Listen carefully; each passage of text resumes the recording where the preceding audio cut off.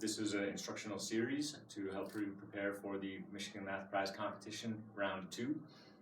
Round 2, as you should know by now, it's a 100-minute 5-question test, and the 5 questions are sometimes simply a computational question, sometimes they ask you for a proof, but in all cases you have to show your work fully in order to get full credit.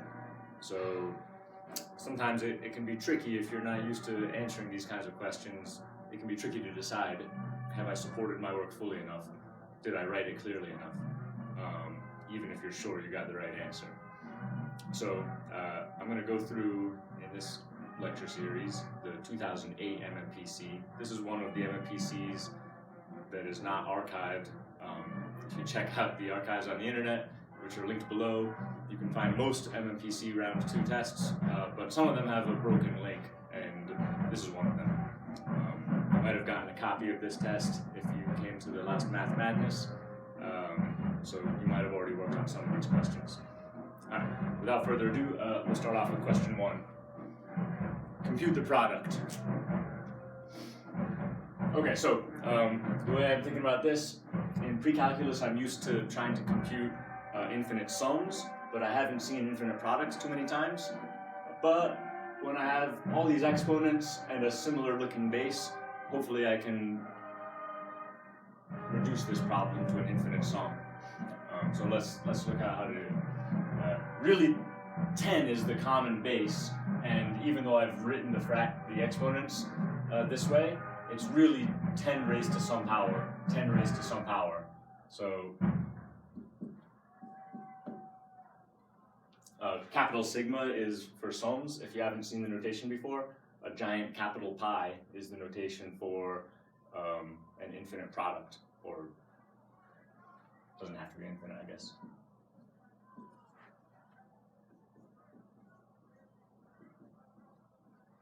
So the terms in the product look like this. I've got 1 divided by 10 raised to a power which increases by 1, and the whole thing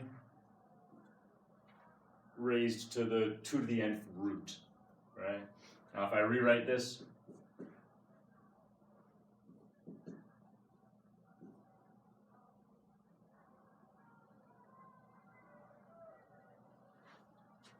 I can just isolate the exponent and the 10 part.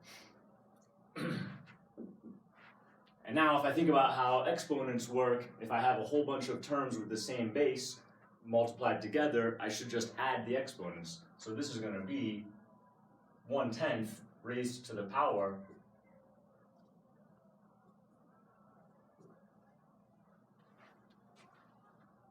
this kind of infinite sum, n over 2 to the n. Okay, so I've reduced the problem. Now I have to compute this infinite sum, and that's something I'm a little bit more comfortable with. Now I have to do a little bit of side work though. So let me write down these terms.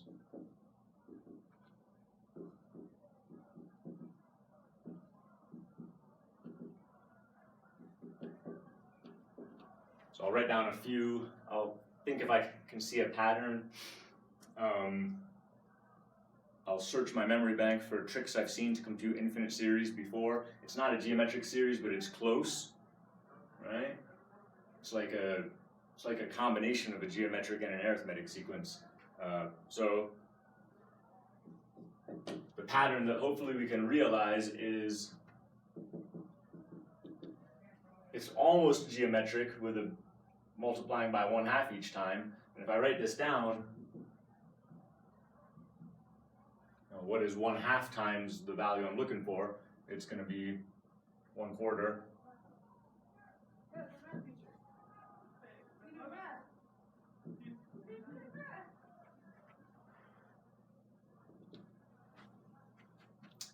It's going to look almost the same, except I'm missing the 1/2 term, and the numerator is 1 less. So let's subtract these two equations. So 1/2 of the infinite sum I'm looking for looks like 1/2 plus now 1/4, now 1/8, 1/16, and so on.